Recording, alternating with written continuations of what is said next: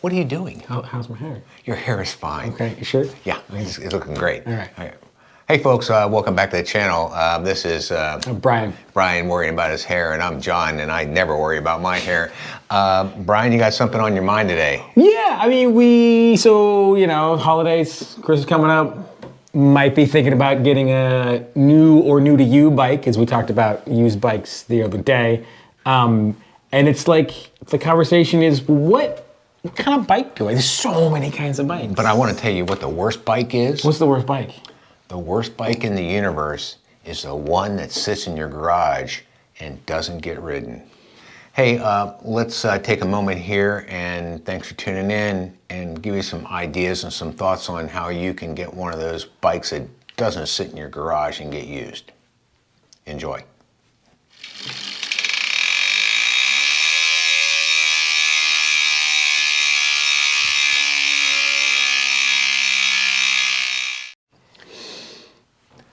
So Brian, there's a lot of options out there. I've seen you brought along some of your teacher materials here. What are you thinking? What's going on? I mean, so before we dive into this, like picking what type of bike to get, let alone like forget about what size and what brand, what type of bike you get is such a complicated conversation, and we're gonna try to super oversimplify it for the sake of this video. Yeah, because this is complicated. There's totally complicated.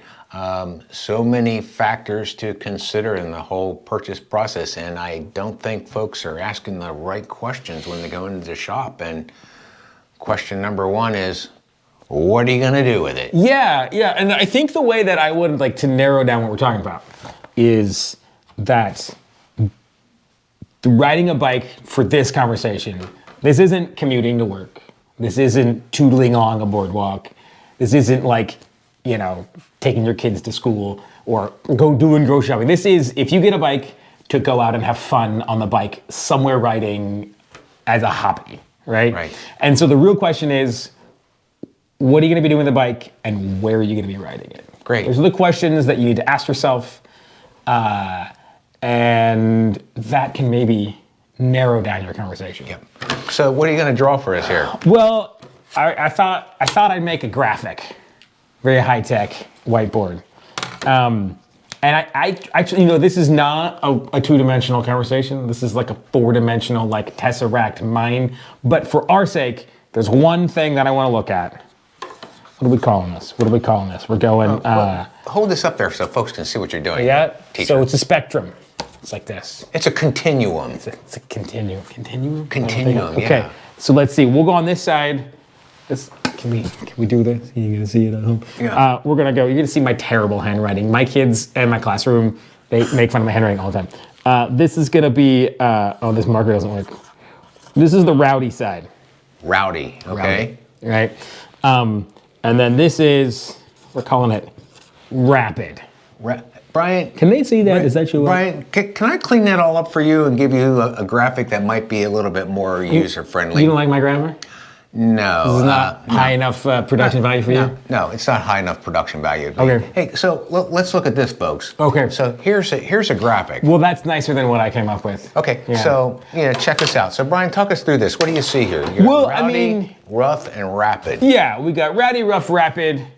And again, to oversimplify what we're doing, the rowdy side, we got a mountain bike in there. Yep. That looks like a full suspension mountain bike. That is a full suspension mountain bike. And I think for the sake of our conversation, because I'm not a mountain biker, I mean, I have a mountain bike, I take it out riding, but I'm not a mountain biker. And I don't want to like step on toes and over talk about what I think I don't know anything about. So anything I'm considering that's got a suspension and flat handlebars, I'm gonna lump in the mountain bike. Okay, well let's take each of these apart. Yeah. Let's look at rowdy and then rough and rapid. And I can tell you folks, we're probably not gonna agree here when we go through this process. So on the rowdy side, and so here's a slide that I think lists some type of rowdy mountain bikes. Mountain bikes are gonna talk about suspension, full suspension. Gosh, you have to think about, is it an enduro bike or is it going to be a downhill bike that's going to have loads of suspension? you know, that's a big aspect of on the rowdy side. Absolutely. And I mean, the real thing is like, for me, rowdy means there's big roots. Yep. There's, what are they? It's not the best term. They call them baby heads. Chunky. Like big boulders, like they like softball, melon-sized boulders. If you're riding in places with those, mountain bike's probably what you want. If that's going to be your jam. I mean, is that where you're thinking about going out and ride? We can't answer that question. That's something you're going to have to answer. But we're going to lump them into that mountain bike category. I'd like to move on to something more complicated, though, into the rough category. Wow, there's a whole lot to consider in here. And here I've listed some of them. I listed the cross-country mountain bikes because their suspension can dial it in. It can either be a hardtail or it can be a full suspension. Of course, I just said that, a hardtail mountain bike. Or, wait for it, a gravel bike that could also fit into this category too. And I call that the rough group of bicycles. That's the conditions that you're going to ride it in. Yeah, and I think I would add in there. Okay. And this is my propensity to, not bring the right bike to the right place. I would also lump cyclocross bikes in there. Cyclocross bikes, absolutely, Brian. And so when you're looking at a spectrum, rough, I would say, is packed dirt, packed gravel. We're looking at the surface. The surface you're driving, yeah. Packed dirt, packed gravel, loose dirt and gravel. And then like kind of small chunky stuff, maybe not like full on roots, but you're going over some tiny little roots. If there's, smallish bumps, right. I think that's kind of the spectrum where you're going to be getting into a gravel or a hardtail cross-country mountain bike or a cyclocross bike, depending on where you are. So if it's, the bigger it is, the looser it is, you're leaning towards the mountain bike side of that.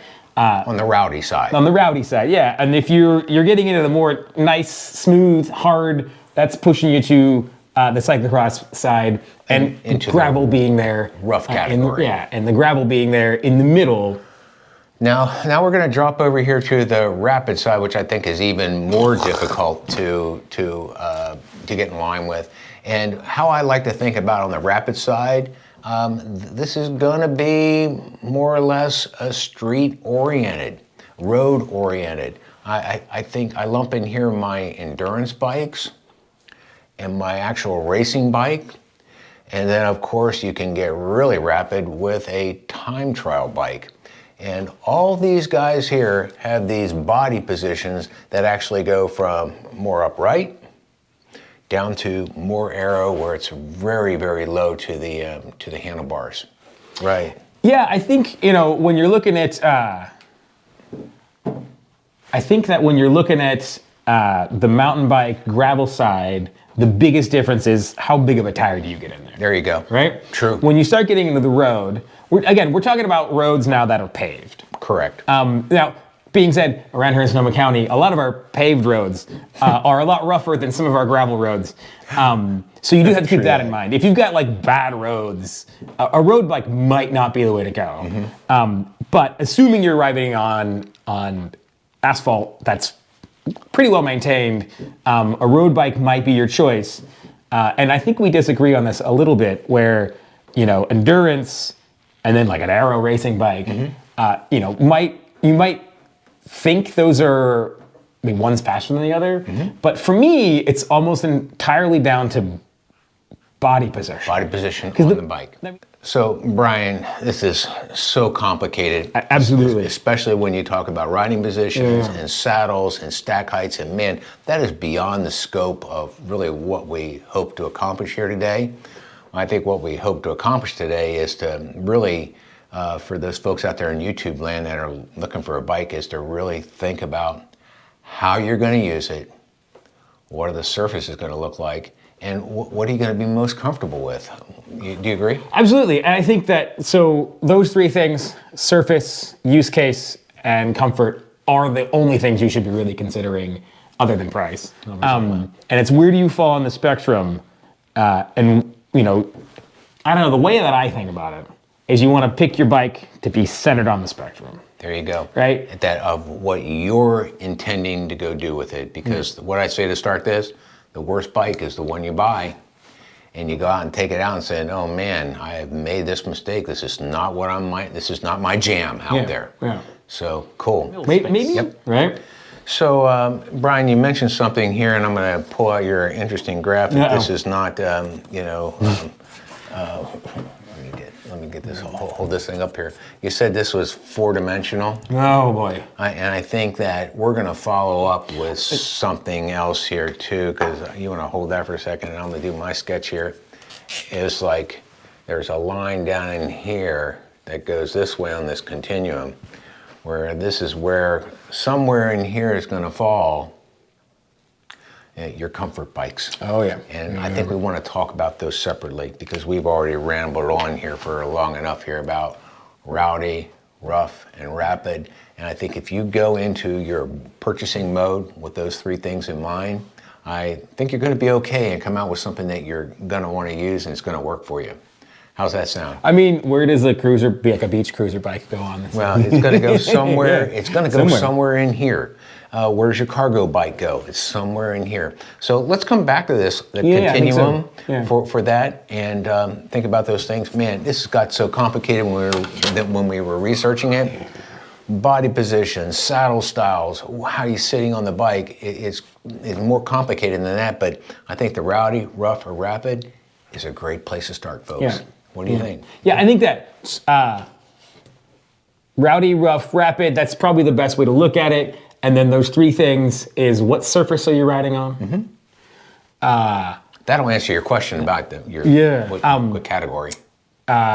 Where you're going. What were the 3 things? Oh, tire size. The surface you're on, the tire size you want, and like how long you're going to be doing it, I think is another one. If you're just doing crit races, that's different than centuries. Completely different. Yeah. Well, I hope this was a little helpful. Was it? If not all confusing.